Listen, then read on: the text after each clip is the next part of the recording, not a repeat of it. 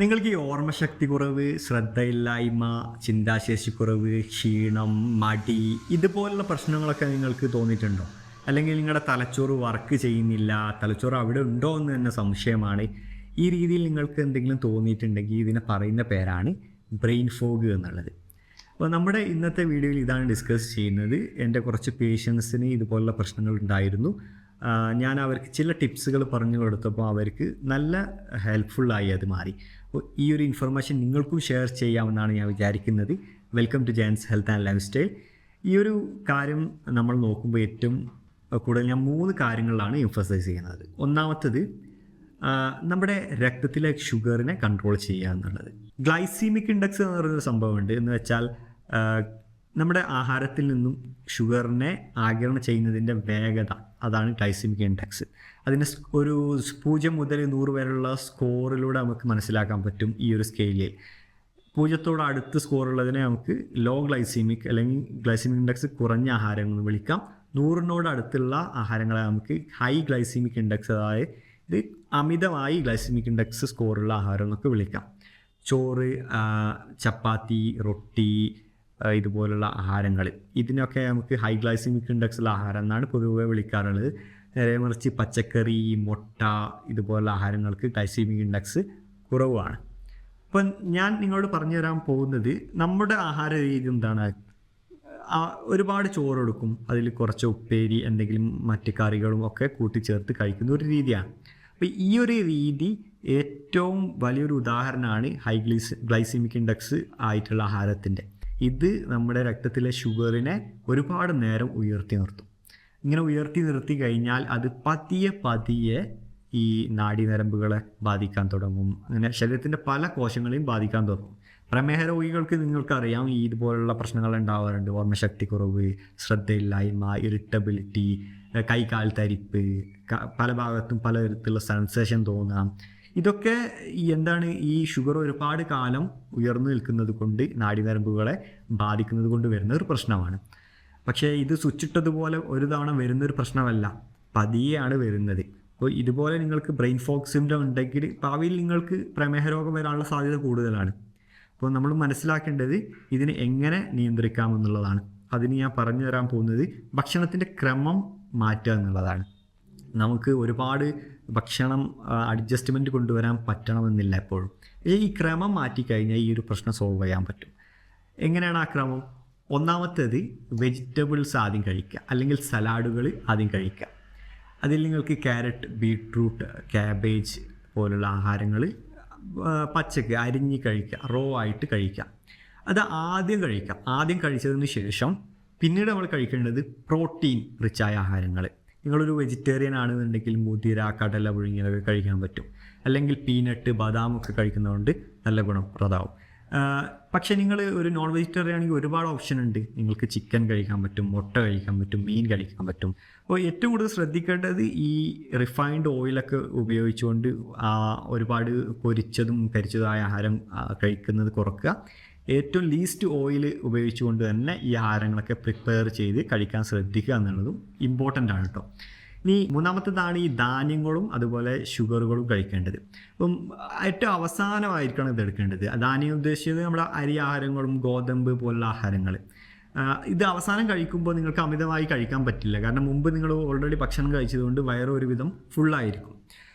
ഈ ഷുഗറൊക്കെ എടുക്കുക എന്ന് പറയുന്നത് ഞാൻ ഉദ്ദേശിക്കുന്നത് ചോക്ലേറ്റ്, കൂൾ ഡ്രിങ്ക്സ്, അതുപോലെ മറ്റേതെങ്കിലും പാക്കറ്റിലായി വെച്ചിട്ടുള്ള ഫ്രൂട്ട് ജ്യൂസുകൾ, ഇതൊന്നുമല്ല. ഏറ്റവും നല്ലത് നിങ്ങൾക്ക് പഴങ്ങളൊക്കെ നല്ല രീതിയിൽ വീട്ടിൽ നിന്ന് തന്നെ ജ്യൂസ് അടിച്ച് കുടിക്കാൻ പറ്റുമെങ്കിൽ അതാണ് ഏറ്റവും കൂടുതൽ പ്രിഫറൻസ് ഞാൻ നൽകുന്നത്. അപ്പോൾ എന്താണെന്ന് വെച്ചാൽ മറ്റുള്ള ഷുഗറുകളൊക്കെ നമുക്ക് അഡിക്ഷൻ ഉണ്ടാക്കും. നമുക്ക് അതില്ലാതെ പറ്റില്ല എന്നുള്ളൊരു ഫീലിങ്ങൊക്കെ നമുക്ക് വരാൻ സാധ്യതയുണ്ട്. അപ്പം ഈ രീതിയിൽ ഒരു ഓർഡർ ആക്കി ആഹാരം കഴിക്കുക. ആദ്യം വെജിറ്റബിൾ, രണ്ടാമത് പ്രോട്ടീൻ, മൂന്നാമത് ഷുഗറും ധാന്യങ്ങളും ഭക്ഷണത്തിൽ ഉൾപ്പെടുത്തുക എന്നുള്ളത്. ഇതുകൊണ്ടുള്ള ഗുണം എന്ന് വെച്ചാൽ നമ്മൾ ആദ്യം കഴിക്കുന്ന പച്ചക്കറിയിൽ ധാരാളം ഫൈബർ അടങ്ങിയിട്ടുണ്ട്. അപ്പോൾ അത് ഗ്ലൂക്കോസിൻ്റെ ആഗിരണത്തിൻ്റെ വേഗത കുറക്കും. അതാണ് ഒന്നാമത്തേത്. രണ്ടാമത് പറഞ്ഞാൽ പ്രോട്ടീൻ റിച്ചായ ആഹാരം രണ്ടാമത് കഴിക്കുമ്പോൾ അതിന് പൊതുവെ നമ്മുടെ വിശപ്പടക്കുന്ന ഒരു ഗുണമുണ്ട്. അപ്പം ഇത് പല പഠനങ്ങളും പറയുന്നത് ഗ്രലിൻ എന്ന് പറയുന്ന ഒരു ഹോർമോണിനെ ഇതിന് കുറക്കാൻ പറ്റുമെന്നാണ്. ആ ഹോർമോണാണ് നമ്മുടെ തലച്ചോറിന് സിഗ്നൽ കൊടുക്കുന്നത് നമുക്ക് വിശക്കുണ്ട് എന്നുള്ളത്. അപ്പോൾ ഇതിന് ആ ഒരു ഹോർമോണിനെ നിയന്ത്രിക്കാൻ പറ്റും, അതുവഴി നിങ്ങളുടെ വിശപ്പ് കുറക്കാൻ പറ്റും എന്നൊക്കെയാണ് പല പഠനങ്ങളും പറയുന്നത്. അപ്പോൾ ഈ രീതിയിൽ നമുക്ക് എന്ത് ചെയ്യാൻ പറ്റും, ഈ ഒരു പ്രശ്നത്തെ പരിഹരിക്കാൻ പറ്റും. ഞാൻ നിങ്ങൾക്ക് റിസർച്ച് പേപ്പറും കാണിച്ചു തരാം. ഈ പഠനത്തിൽ 40ഓളം ആളുകൾ അവർ ഉൾപ്പെടുത്തിയിട്ടുണ്ടായിരുന്നു. അതിൽ 2 ഗ്രൂപ്പായി അവരെ തരംതിരിച്ചു. ഒരു ഗ്രൂപ്പിന് അവരെന്ത് ചെയ്തു, ഈ ലോ ഗ്ലൈസിമിക് ഇൻഡെക്സ് ആഹാരം കൊടുത്തു, മറ്റൊരു ഗ്രൂപ്പിന് ഹൈ ഗ്ലൈസിമിക് ഇൻഡെക്സ് ആഹാരം കൊടുത്തു. എന്നിട്ട് അവരുടെ മെമ്മറി ടെസ്റ്റ് നടത്തി. അപ്പോൾ അതിൽ നിന്ന് മനസ്സിലാക്കിയത് ഈ ഹൈ ഗ്ലൈസിമിക് ഇൻഡെക്സ് ആഹാരം കഴിക്കുന്ന ആളുകൾക്ക് മെമ്മറി മറ്റു ഗ്രൂപ്പിനെ സംബന്ധിച്ചിടത്തോളം വളരെയധികം കുറവാണ് എന്നാണ് അവർ കണ്ടെത്തിയ ഒരു കാര്യം. അപ്പം ഇനി രണ്ടാമത്തെ കാര്യം എന്താണെന്ന് നോക്കാം. അതാണ് പ്രോബയോട്ടിക്കുകൾ. കുടലിൽ വളരുന്ന അല്ലെങ്കിൽ ശരീരത്തിൻ്റെ പല ഭാഗത്തൊക്കെ ഉള്ള നല്ല ബാക്ടീരിയകളെ പറയുന്ന പേരാണ് പ്രോബയോട്ടിക്സ്. ഈ പ്രോബയോട്ടിക്സിൻ്റെ അളവ് കുറയുകയോ അല്ലെങ്കിൽ ചീത്ത ബാക്ടീരിയകളൊക്കെ കുടലിൽ വളരുകയൊക്കെ ചെയ്യുമ്പോൾ നമുക്ക് നമ്മുടെ ഓർമ്മശക്തി, ശ്രദ്ധാക്കുറവ്, മൂഡ് ചേഞ്ച്, ക്ഷീണം ഇതുപോലുള്ള പ്രശ്നങ്ങളുണ്ടാവും. ഇതിന് പുറമെ ഇത്തരം പ്രശ്നമുള്ള ആളുകൾക്ക് അവരുടെ കുടൽ സംബന്ധമായ പ്രശ്നം ഉണ്ടാവും.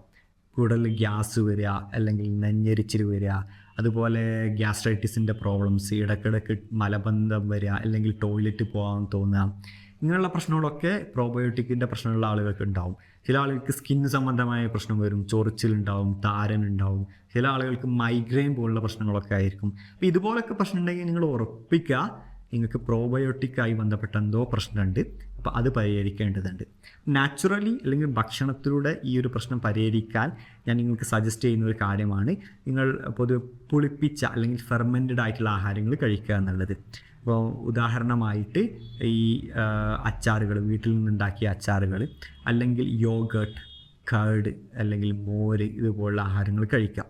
ഇഡ്ഡലി, ദോശയിൽ നിന്നൊക്കെ പ്രോബയോട്ടിക് കിട്ടും, പക്ഷേ അളവ് കുറവായിരിക്കും. കാരണം നിങ്ങൾ സ്റ്റീം ചെയ്ത് അതിനെ കുക്ക് ചെയ്യുന്നുണ്ടല്ലോ, അത് ചെയ്യുമ്പം അത് കുറച്ച് ബാക്ടീരിയകൾ നശിച്ചു പോകാനിടയാവാറുണ്ട്. അപ്പോൾ പ്രോബയോട്ടിക്സും നമ്മുടെ തലച്ചോറിൻ്റെ പ്രവർത്തനവും എങ്ങനെയാണ് ബന്ധപ്പെട്ടിരിക്കുന്നത് നോക്കിയ 30 പഠനങ്ങളുടെ റിവ്യൂ പഠനമാണ് ഞാനിവിടെ കാണിക്കുന്നത്. ഈ പഠനത്തിൽ പറയുന്നത് നമ്മുടെ പ്രോബയോട്ടിക്സിൻ്റെ അളവ് കുറഞ്ഞു കഴിഞ്ഞാൽ നമ്മുടെ തലച്ചോറിൻ്റെ പ്രശ്നങ്ങളൊക്കെ വരാൻ സാധ്യതയുണ്ട്. അതുപോലെ പ്രോബയോട്ടിക് എടുക്കുന്നത് വഴി ആ പ്രശ്നങ്ങളൊക്കെ നമുക്ക് മാറ്റാൻ പറ്റുമെന്നുള്ളതാണ്. ഇപ്പോൾ നിങ്ങൾക്ക് വളരെയധികം ഈ ഒരു പ്രശ്നങ്ങൾ കൊണ്ടൊക്കെ ബുദ്ധിമുട്ടുന്നുണ്ടെങ്കിൽ നിങ്ങൾക്ക് ഇതിൻ്റെ സപ്ലിമെൻ്റ് എടുക്കാം. നിങ്ങൾക്ക് ഏത് സപ്ലിമെൻ്റാണ് എടുക്കുന്നത് എന്ന് സംശയം ഉണ്ടെങ്കിൽ ഞാൻ പൊതുവെ ഉപയോഗിക്കുന്ന ഒരു സപ്ലിമെൻറ്റിൻ്റെ ലിങ്ക് ഞാൻ ഈ കമൻറ്റ് ബോക്സിൽ അറ്റാച്ച് ചെയ്യുന്നുണ്ട്. അത് ക്ലിക്ക് ചെയ്തുകൊണ്ട് നിങ്ങൾക്ക് പർച്ചേസ് ചെയ്യാവുന്നതാണ്. ഇനി മൂന്നാമത്തെ കാര്യം, അവസാനത്തെ കാര്യം, അതാണ് വൈറ്റമിൻ ഡി. അപ്പോൾ സൺഷൈൻ വൈറ്റമിൻ അല്ലെങ്കിൽ നമുക്ക് സൂര്യപ്രകാശത്തിൽ നിന്ന് കിട്ടുന്ന വൈറ്റമിൻ ആണ് വൈറ്റമിൻ ഡി. അപ്പോൾ ഈ ഒരു പ്രശ്നം നമ്മൾ കോവിഡിൻ്റെ സമയത്ത്, ക്വാറൻറ്റൈനുള്ള സമയത്ത് ഒരുപാട് പേർക്ക് ബ്രെയിൻ ഫോഗ് സംബന്ധമായ പ്രശ്നം ഉണ്ടായിരുന്നു. പൊതുവെ ആരും പുറത്തിറങ്ങാത്തൊരു സമയമായിരുന്നു. വൈറ്റമിൻ ഡി ഡെഫിഷ്യൻസി ഈ ഒരു സമയത്ത് പല ആളുകൾക്കും കണ്ടുവന്നിട്ടുണ്ടായിരുന്നു. അപ്പോൾ ഈ വൈറ്റമിൻ ഡി ഡെഫിഷ്യൻസി ഉണ്ടെങ്കിൽ പല ആളുകൾക്കും എന്തുണ്ടാവും, ബ്രെയിൻ ഫോഗ് അല്ലെങ്കിൽ നമ്മുടെ കോഗ്നിറ്റീവ് എബിലിറ്റി കുറയും. അതുമായി ബന്ധപ്പെട്ട പഠനമാണ് ഞാനിവിടെ കാണിക്കുന്നത്. ഏകദേശം 28ഓളം പഠനങ്ങൾ ഈ വൈറ്റമിൻ ഡിയും കോഗ്നിറ്റീവ് എബിലിറ്റിയും തമ്മിൽ കമ്പയർ ചെയ്തിട്ടുണ്ടായിരുന്നു. ആ പഠനങ്ങളുടെ റിവ്യൂ ആണ് ഈ പേപ്പറിൽ കൊടുത്തിട്ടുള്ളത്. അപ്പോൾ ആ പഠനവും പറയുന്നത് നമ്മുടെ തലച്ചോറിൻ്റെ പ്രവർത്തനശേഷിയെ വൈറ്റമിൻ ഡി ഇൻഫ്ലുവൻസ് ചെയ്യുന്നുണ്ട്. വൈറ്റമിൻ ഡിയുടെ അഭാവത്തിൽ അല്ലെങ്കിൽ കുറഞ്ഞു കഴിഞ്ഞാൽ പ്രശ്നങ്ങളുണ്ടാവും. അപ്പോൾ വൈറ്റമിൻ ഡി എങ്ങനെ നമുക്ക് റിക്കവർ ചെയ്യാം? പൊതുവെ നമുക്ക് സൺലൈറ്റിലൂടെ കിട്ടും. 10 മണി മുതൽ 3 മണി വരെയുള്ള വെയിൽ കൊണ്ടാലാണ് വൈറ്റമിൻ ഡി പൊതുവെ നല്ല രീതിയിൽ തിരിച്ച് കിട്ടുക. പക്ഷേ നമ്മൾ മനസ്സിലാക്കേണ്ടത് ഈ നമ്മുടെ കേരളത്തിലൊക്കെ ഉഷ്ണതരംഗം അതുപോലുള്ള വളരെ പ്രശ്നങ്ങളുണ്ടായിരുന്നു ഈ അടുത്ത കാലത്തായി. അപ്പം അമിതമായി വെയിലുള്ള സമയത്ത് ഒരിക്കലും നിങ്ങൾ വൈറ്റമിൻ ഡി കിട്ടണമെന്ന് വിചാരിച്ച് ട്രൈ ചെയ്യരുത്. കൂടുതൽ വെയിലുണ്ടെന്ന് കരുതി കൂടുതൽ വൈറ്റമിൻ ഡി കിട്ടില്ല. കൂടുതലായി ശരീരം ചൂടായി എന്ന് കരുതി വൈറ്റമിൻ ഡി കൂടുതൽ കിട്ടുമെന്നില്ല.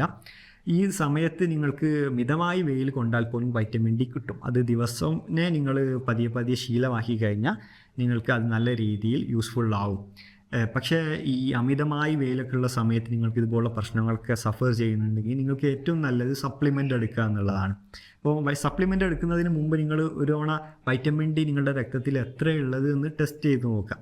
ഈ ടെസ്റ്റ് കുറച്ച് കോസ്റ്റ്ലിയാണ്. 2000 വരെ ഇതിൻ്റെ ഫീ പല ഭാഗത്തും വരുന്നതുണ്ട്. ഞാനിപ്പോൾ അരുണാചൽ പ്രദേശിലാണ് വർക്ക് ചെയ്യുന്നത്.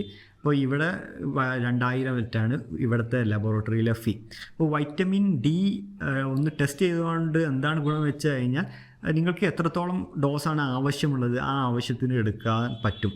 ചില ആളുകൾക്ക് വൈറ്റമിൻ ഡി അമിതമായി കഴിഞ്ഞാൽ ചില തരത്തിലുള്ള സൈഡ് എഫക്ട്സ് ഒക്കെ വരാറുണ്ട്. അപ്പോൾ ആ ഒരു പ്രശ്നം അവോയ്ഡ് ചെയ്യാൻ വേണ്ടിയിട്ടാണ് ഞാനിത് പറയുന്നത്. വൈറ്റമിൻ ഡി 60,000 IU ഒക്കെയുള്ള വൈറ്റമിൻ ഡി അവൈലബിൾ ആണ്. അപ്പോൾ അതൊക്കെ ആഴ്ചയിൽ ഒരു തവണയൊക്കെ എടുക്കാറുള്ളത്. അപ്പോൾ നിങ്ങളുടെ വൈറ്റമിൻ ഡി അളവ് എത്രയാണ് അതനുസരിച്ചിട്ട് അതിൻ്റെ ഡോസേജ് അഡ്ജസ്റ്റ് ചെയ്യുകയാണെങ്കിൽ അത് നിങ്ങൾക്ക് ഒരു പ്രശ്നവുമില്ലാതെ യൂസ് ചെയ്യാൻ പറ്റുന്ന ഒരു രീതിയായി മാറും. അപ്പോൾ ഈ 3 കാര്യങ്ങളാണ് ഞാൻ ഇന്ന് ഈ വീഡിയോയിലൂടെ ഡിസ്കസ് ചെയ്യാൻ ഉദ്ദേശിച്ചത്. ഒന്നാമത്തേത് നമ്മുടെ ഗ്ലൂക്കോസ് ലെവൽ രക്തത്തിൽ നിയന്ത്രിക്കാൻ നമ്മൾക്ക് എങ്ങനെ പറ്റും, അത് ഒന്ന്. രണ്ടാമത്തേത് പ്രോബയോട്ടിക്സിൻ്റെ ഇമ്പോർട്ടൻസും അത് എങ്ങനെ നമുക്ക് ബാക്ടീരിയ റിക്കവർ ചെയ്യാൻ പറ്റും, അത് 2.